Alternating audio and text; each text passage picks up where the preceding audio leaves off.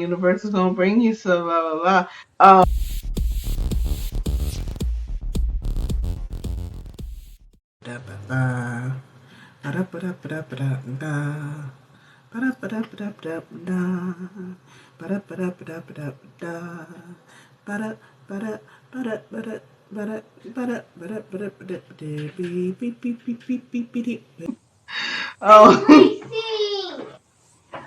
What were we having talking people about? tell you like, oh, I told them I was self-publishing, and they're like, well, Oh it yeah. must not be good because a real publishing company is not publishing it. I'm like, why do you only let the real publishing companies tell you what's worth what you should be reading? That I will always feel that it doesn't matter what type of government you have, or what type of system you have, as long as you have people running it, you're Oh yeah. fucked. It's Absolutely. I've been all over the world and seen gonna all sorts of different systems. So you right. no You matter are what right. system you have, if you have an asshole running it, it's gonna be covered in shit. Where's the fanfare? Where's the applause? I needed some applause for what you just said right I there, got because no, what I you got a you have bunch of spit calls. There's a major bunch of facts. calls in here. Mm. You just on a roll today, ain't you? I should write that down. Please do. Put it on Because a shirt.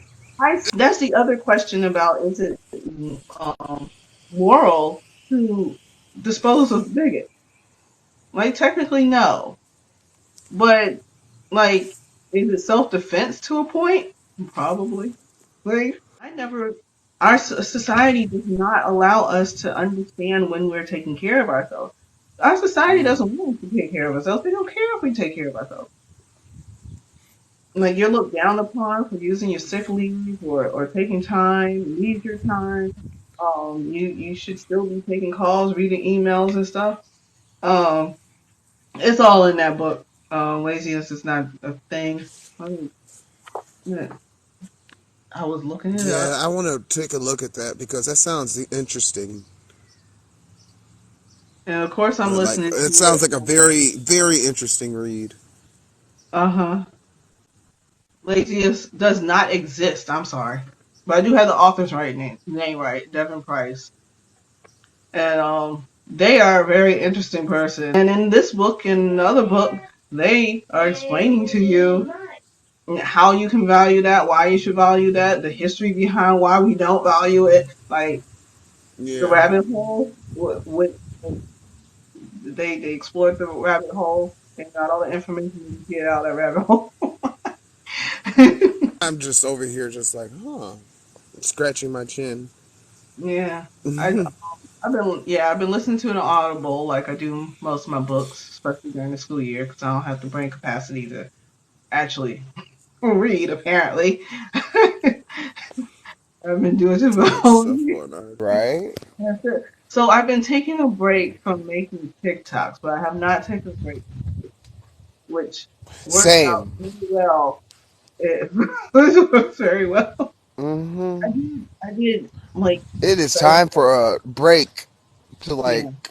clear your mind. I just need to rest. Like, I need to rest. But I haven't done any writing. I was like, you know what? I will be better at doing. I've already been making like stupid little mistakes because my short-term memory doesn't want to work right now. Um, so I just decided I'm gonna Mm. wait till um the 10th or the 12th, till after school is over, to actually do the writing where I could do it full time and just allow myself to go down that rabbit hole of whatever I'm being inventive about in my brain, and just not worry about it too much. I'm trying not to worry.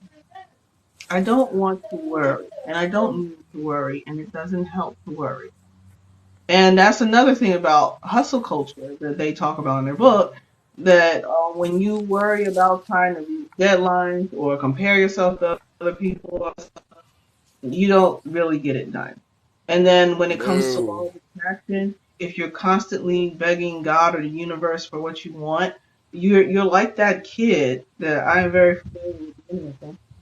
Who asks you for something and you say, "Okay, you'll get it at this time or when I get it," and they're still sitting there crying for the thing, and then you get annoyed because the universe is like that adult who's being asked by a child to have something that they can't have right at this second, expecting you to just put it in their face. Like, no, it's not going to happen that way.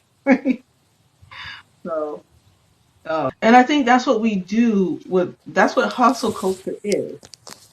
Sitting there asking for more when it ain't time for it yet. It's not time for me to give it to you. It's not time for God or the universe or whatever. It's not time for you to have that gift yet. It's not time.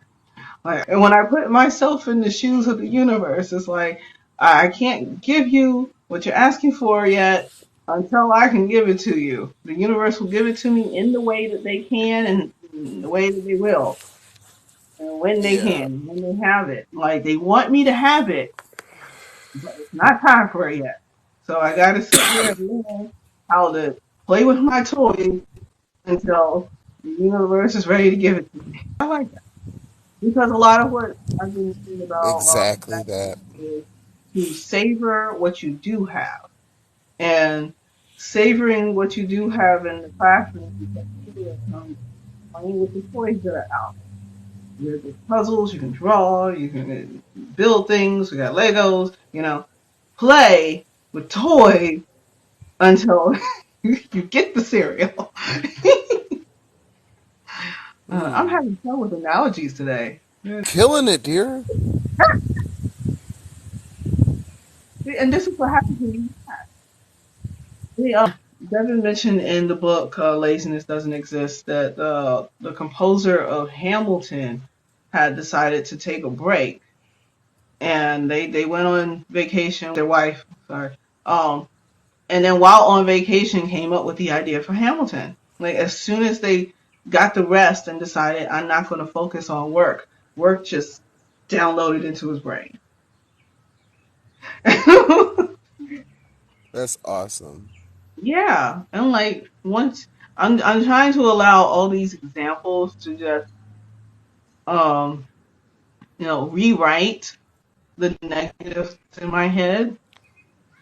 And even if it's not like magically the universe is gonna bring you so blah blah blah, it's less stressful. Nobody needs stress. We know scientifically we are concrete in the idea that stress will do harm to your body. So if not for manifesting things because you're connected to the universe, at least keep yourself off of high blood pressure medication. At least. Probably one of the bare minimum things you can try to do. Like just thinking about the fact that I was raised by humans who just think that everything positive in the world is somehow supposed to be seen as a and you're the Yeah. and you get in trouble for not thinking the way they do. I'm like, this is a little messed up. Like, and I know it's not all of Yeah. them because there were the what we have was started with them. Some of them decided to be the outsiders, be the other, and say mental health is something we should consider.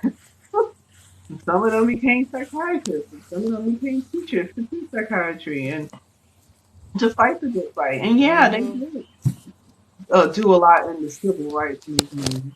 There's awesome, great things about the boomers, but they think that they think they're Firestone stink. Like just because you did these great things doesn't mean everything you do is awesome and great. And like my dad knows that his father and mom didn't have the education to give them everything that they needed to know. And he knows that he doesn't know everything, but he does know that we are now capable of getting to that. And my dad's philosophy about parenting comes from Nation of Islam. That every generation should be doing better than the next. You shouldn't be pulling them down. You shouldn't be keeping them where you were. We should all be able to do better. And we need to figure out what the fuck better is. Because for some Quick. people, better might be money. For some people, better, like my dad, better might be an education, learning to read. My grandfather didn't get barely got a chance to learn to read. My dad had a hard time because his teacher like didn't care if they learned how to read. This has been the BIPOC Alternative Artist Show. I am Captain Mel of the Starship Rebellion. This is Kanpatu, the heavy metal author, and we will be back next week.